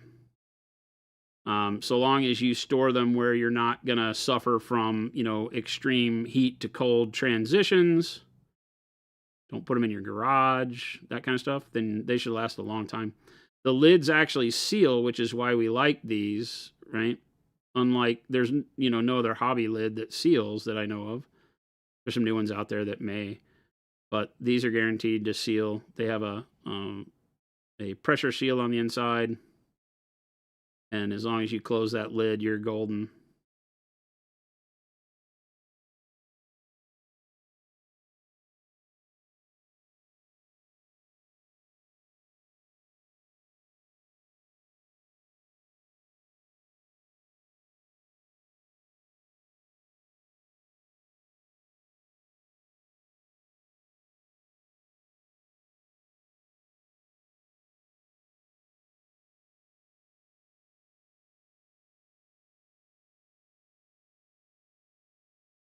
Aaron Heath, thank you. It's all all the red is airbrushed. The gold is really what makes these models come alive. It's the thing that takes the most time. But when I was looking to create an army that would look spectacular on the table, but not take me a full character's worth of time to paint every foot trooper, right? And so with the test model, I probably did a couple of extra layers of color that when I got done, I was like, well, that's not really needed. So I will go back and erase that when I'm doing the regular guys. So right now I've changed a little bit of the formula up so that I can do these quicker on the normal guys. But at the end of the day, I think the army is technically going pretty quickly. I'm only doing it on stream, so that takes me about 800 times longer than if I were just painting it. You know, like you guys mostly would paint, sit down, knuckle into it and get it done. We would not be going so slow. But I'm really enjoying being able to have you guys see kind of where my head is at as I'm going through an army. You've already seen me do what I think is my biggest saving grace during painting armies, which is I skip around a lot. I paint whatever is exciting to me at the time, rather than forcing myself to paint, you know, oh God, I got to do the boots on 500, you know, Imperial Guard. That's going to suck. You know, I don't let myself fall victim to that kind of thinking. I just want to create progress with not only every brushstroke, but the end of a session, I want to look at the army and be able to say, oh yeah, I did something here. And of course, when doing technically character models like Dreadnoughts, they're not really characters, but you know, they are. They're big. They're centerpieces. So when doing Dreadnoughts, sometimes like this, I just take a departure and focus on doing the character. Even though I have 2 of these in Candious Dreadnoughts, so I should be doing it. But I wasn't sure if I wanted to do one of them with silver trim and one with gold, and I still haven't made that decision. So I'm just going to do this guy through to completion and then go back to troops. I just got in a bunch of bits while I was gone at Nova that will allow me to build all of the other squads. I still have 30 plus dudes that I have to build. I didn't have all the spears for the other assault squads. A bunch of my assault squads have spears that only come at the scale I need them in the 40k Primaris Sanguinary Guard box, and they're almost impossible to find as bits, and I found a guy that had a lot, so I was able to order the 10 that I need for the spears, so I can build those guys. Now I can make some more progress on the army as a whole. Get all my vets built.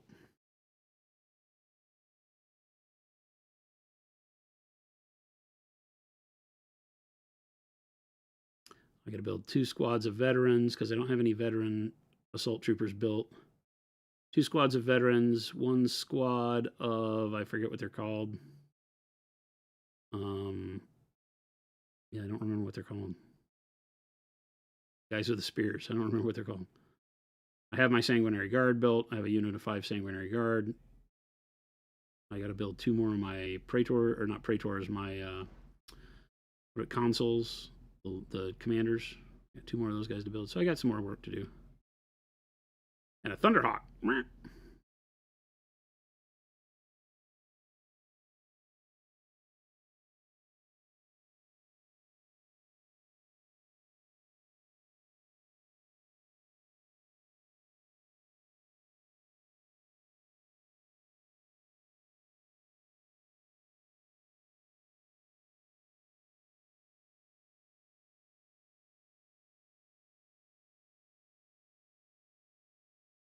These Incandius models are really cool. Since I had 2 of them, the big problem was that I hate when the Dreadnoughts are all the same kit, right? Because they are big character models. I always relished the ability to do conversions to models like this. Same with tanks, right? You don't want all your tanks to be the exact same model. So I would make, you know, a backpack kit and like tents and things like that folded up on them, the personal gear of the guys inside, and you put that on them and add little details like that so that at the end of the day, each tank could have a little bit of a personality and wasn't just the exact same kit. I think a lot of times in Warhammer, they're separated by their weapon loadout, but even then, if you have the same weapon loadout, it's like, oh, well, that kind of sucks.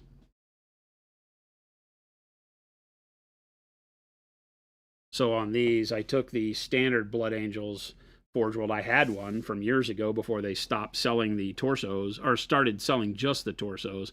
So I had the one that had the knees and the the thigh plates and shin guards and all that were also Blood Angel, and it's a lot more Baroque. I think this is going to be the better looking one. I'm stupid. I thought this was the one I was painting first. That was my goal, was to paint this guy gold. I picked up the other one, so they're probably going to both be gold, because this guy's got like these really cool trim and filigree along the edges of the carapace and stuff like that, along the bottom. Like, it's just more pronounced. And then I had two Incandius models. I just took the backpack, because the model's the same form. And I put the jump pack on the back of the normal one and the arms. So it has the right arms, but it has the normal Contemptor Dreadnought body, head, and all that. So it'll make the Incandius Dreads look different, which will be cool, right? But unfortunately, you can't buy those legs anymore. You can't buy the full Dread packages from Games Workshop. They just do the torsos now, I think, which sucks.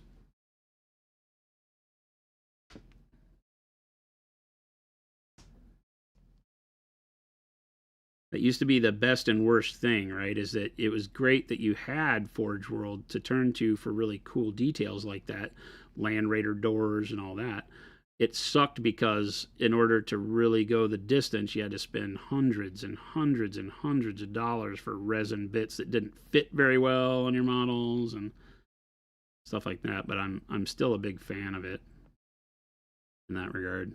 I love the idea of being able to kind of not personalize, because it's not personal, but, you know, codify your army to where it matches the idea of the Legion a little bit better, rather than just decals.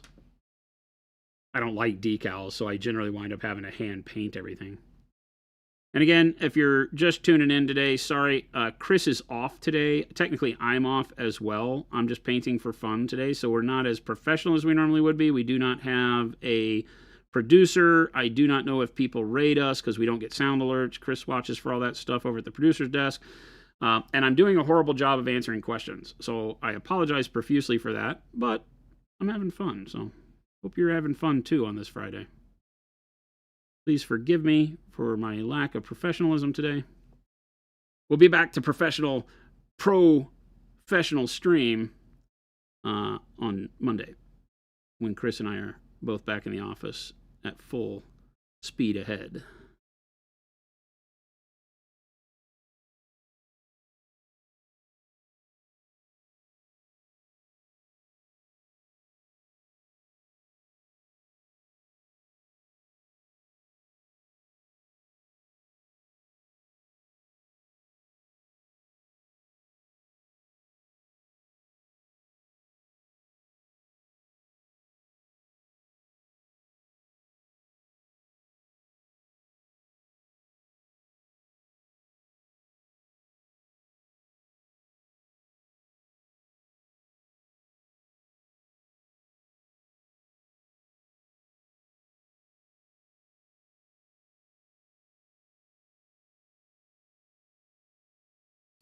Professional isn't always better. This really, you know, it's funny whenever I do weekend streams or stuff like this, where even though it's a work day, we should be streaming today, but we're all off. I say we're all, those of us who went to Nova are off today. It takes me back to when we started all this stuff, right? This is the way it used to be. I was really horrible at, well, I don't know that I was always horrible at paying attention to chat. I don't think I go that far. But I could definitely get into a zone, and then it was just a lot more casual.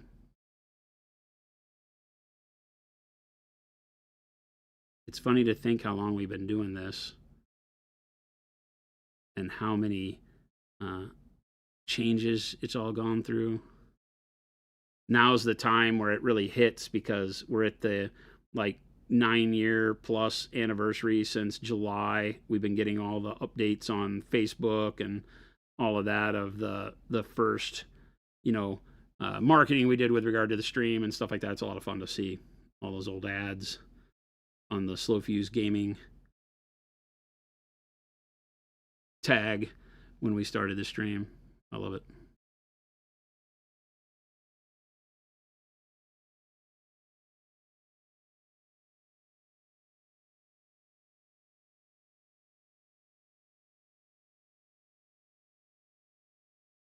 Never know what these little shine lines are, but if I look around and I see too much of a big broad area of darkness or brightness on a model, sometimes I'll just throw in little very thickness lines, right? You might have one that's really narrow, one that's pretty chonky, one that's short, one that's tall. And that just gives you the idea of, it could be scrapes or it could be reflections from the ground or whatever. But on these shadowed sides where we have tons and tons of darkness on the gold, those are things, those little pinpricks of light that help to give it that shine. You see how I did a little bit of a shine up here where these doohickeys on his armor would reflect back into the gold. So I'm always looking for excuses to put a couple more shine details on stuff. All right, now it is bright ivory, people. I think I used bright ivory. Did I use bright pale yellow? Pale yellow? What did I use? Anybody remember? Pale yellow. I think pale yellow. Might be bright, though. Huh? I think it's bright pale yellow. We're going to go with bright pale yellow. I don't know. GW hates printing. What's that? You wish GW would sell STL files of some of their sculptures so we could print some cool models that they don't want to keep making anymore. Yeah. That's a... Oh. You would not consider Chris's noise machines professional. I mean, someone asked about what loaded brush is. Loaded brush is... I can show you real quick. Do I still have any dark colors out here? Well, I'm about to put a light color on here. Loaded brush is a particular brush handling technique that allows you to do some cool blending and spot highlights and things. So what you do, you're not going to really, I can't blow up the thing here, but you're going to load the brush with mostly a darker color. So in this case, right, the color we were just using, the yellow, right? And then I might take a little bit off of the brush, right? But you want a lot of paint in there. And then dip the tip in a brighter color, like so. So you have one color in the body, one color on the tip, and it allows you to take the tip color, right, and start painting with just a very light touch and get the tip color there, and then as you press, it starts to blend in the body color, and then eventually you just get body color.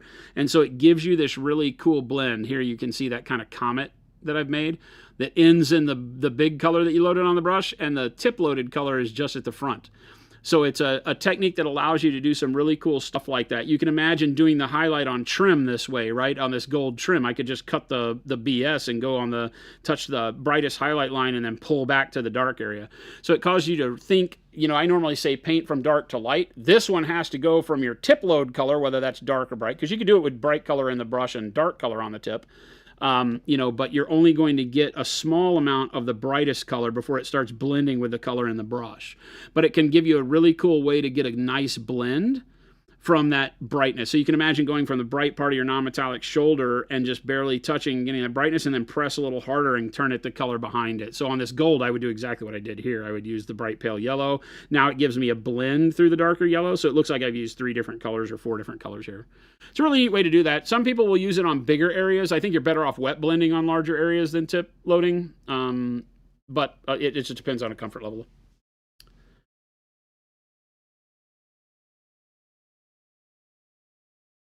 Comet for comets, yeah. They want you in their stores and they want you paying $4 for it. Is that what they're rated on Yelp?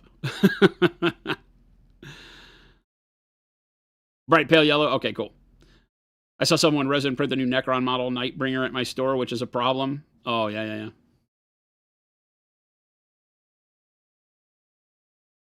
Rethius advanced technique. It is more of an advanced technique. It takes a little bit better brush control because it's all about the pressure you apply as to how much color you get and where the blend occurs. So you're always thinking in a mathematical sense, like I want my highlight here, and how far do I want to extend the highlight, and where do I want the blend to happen? You have to address your angle of the brush and the pressure on the brush to get that to do. So it's a nuanced way to paint, which is more advanced, but gives a really cool look and is a lot of fun. Yeah.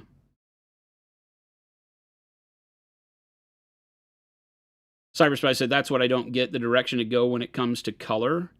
I teach that you always take your brush and go from dark to light. If you're painting like I do, there's a big if there. I paint all of my models from dark to light. So I start with a black primer, I move to my highlight. You'll see me do that here with the gold, right? So I start with the dark yellow green, which is the base, and then I move into the orange yellow, and then the bright yellow ochre, and now finally into the bright pale yellow. And each of those are a brighter color, and I do what I call paint myself into a corner. You're making your brush strokes shorter and shorter and shorter as you go brighter and brighter and brighter, and leaving the dark colors behind to get your volume. So you start with your shadow, cover it up however much you want. If you want your model to be brighter, then you cover the shadow up 90%. If you want it to be darker, you cover it up 50%, right? Then your next color only can sit inside that 50% amount of paint that you put down on that last color, and so it goes 50% and then 50%, and then you run out of space. So it dictates how much color you can put on, because in order to see all the work you've done, you need to let your stroke becomes smaller and smaller. So that's why I call it painting yourself into a corner, because eventually you can't put more paint on it. You'll just cover everything up. But if you practice that, then you'll start getting better volumes, right? You'll start finding your darkness and your shadows already on the model. I don't have to use any wash because I've already got the dark reflections, showing up on the metal here. And you'll really notice that when I put the bright pale yellow on, because the bright pale yellow will act like a white and make all of this. This looks pretty bright if you've been watching along. My bright shines, they look pretty bright. But when I put bright pale yellow on this, it blows it out, right? It makes all of this look dark. And so you need to make sure you're leaving yourself the space to do that in, right? Because again, look at that, right? That's the bright yellow we've been painting now looks dark next to the bright pale yellow, right?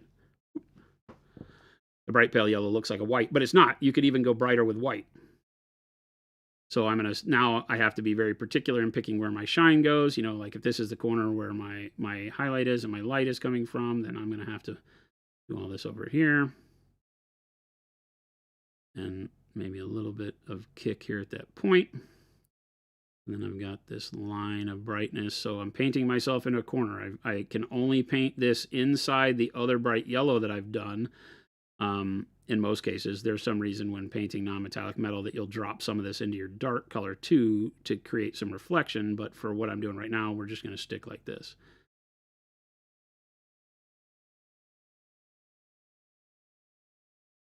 And so you'll paint less and less color as you go brighter and brighter.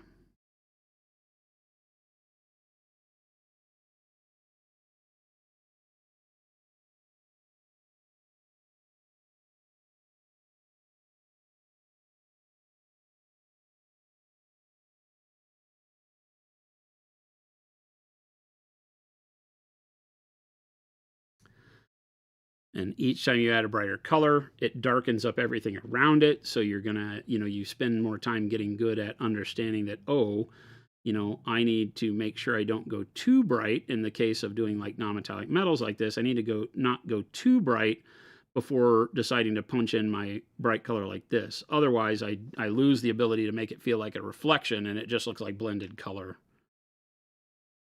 So that's why I'm taking such a big jump right here and not going through like an interim or intermediary color before I add this super bright yellow. And again, it's all about controlling the amount of this I put in. Too much of it on the model starts making it look less shiny and just more like, white armor.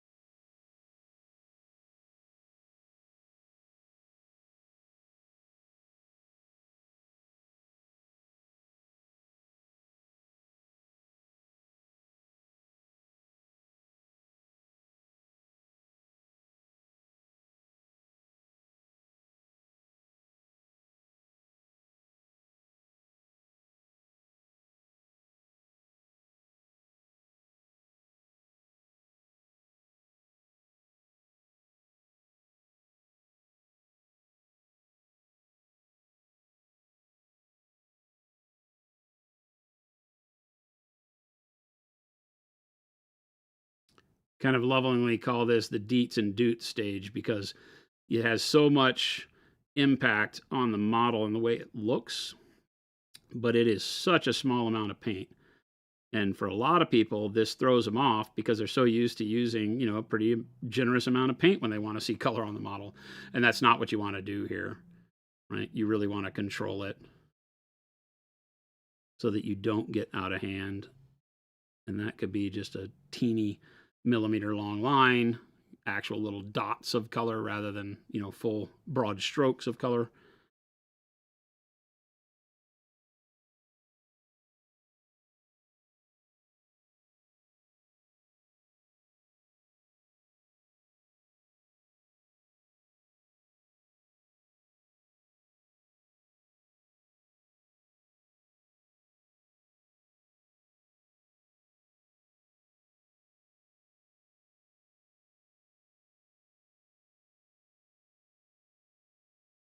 Deets and Doots. Rattle can. Yeah, this is where Chris would say, hey, it's time to wrap it up. But guess what? He's not the boss of me, dude. I do have to think about the girls at home. I am in charge of the dogs, so I can't forget that there are dogs at home waiting on Dad. I can't just leave them forever, but they can hang out for a little bit longer.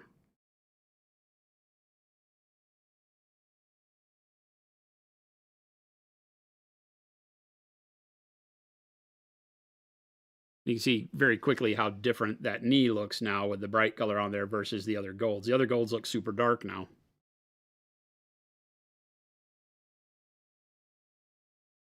Before you go, do you know a good way to make a weathered and worn white on Necrons? Check out our video on painting white that went up a while back. We did the Ghost Keel, and while I wasn't doing it weathered, we talk a lot in the video on how to do this. It's basically focusing on making sure that you're not using white when painting white. But I talk about how about halfway through you could stop at this level, which is a shadowed side of the model, and get away with a really good dirty white if you put like a wash on it or something like that. And then this is the brighter side white. I would watch that video and follow along with it. I use more of the gray blue style colors underneath, but you could very easily use like the orange browns and do the same thing working up to the whites so that you started with a dirtier earthy tone underneath. So remember, a lot of things that I show you painting wise are based upon the colors you pick. The technique stays the same. So when doing this, had I just changed from the navy blue that I started with and started with something like dark golden brown and then moved all those same colors up over dark golden brown, this would look completely different and would look like it was dirty or fighting in the sand or something like that. So just altering those base layer colors that give it kind of that cool blue shadow and giving it a browner, you know, orange dirty shadow does exactly what you're wanting.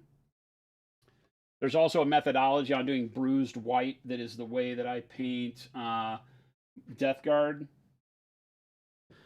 right? And this doesn't necessarily look like white anymore. I call it bruised white.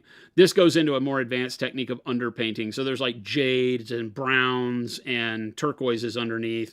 Olive flesh is the color over the top as a white, and it lets you see like that grimy jade, you know, and purples and things like that underneath it. You look at the shadow and it's more like a dark purple, right, than anything else. But this gives you a really dingy white that I think, you know, looks like that buried in the earth for a long time, mossy, wet, and then we've nooshed over the top of it. So I use this in our noosh video to show you how to weather a tank or something like that. So, you know, we have a lot of content out there. This is the bruised white methodology.